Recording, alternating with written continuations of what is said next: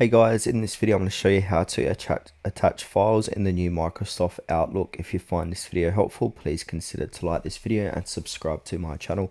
In saying that, let's just jump straight into the video.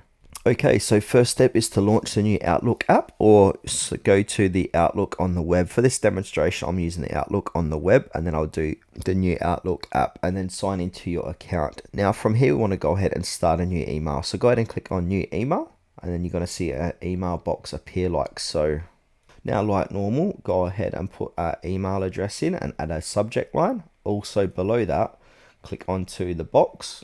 And now if we look up on top of the message box, we've got to attach a file to this item. So go ahead and click onto that. Now we've got three options.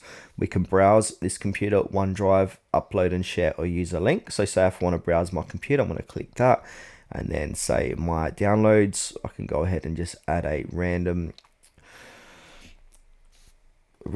file. That's too large, so let me do that again. So browse this computer, just going to add this GIF like so. Now if you want to use the app, I'm going to type in Outlook. So now this is the new Outlook. Same thing, go ahead, sign into your account, go ahead and click onto new mail, top left hand corner of the page, put an email address, subject, and then in this box there is also an attach button at the top where we can browse this computer, OneDrive, upload and share, or link. And then once you've done that, go ahead and hit send.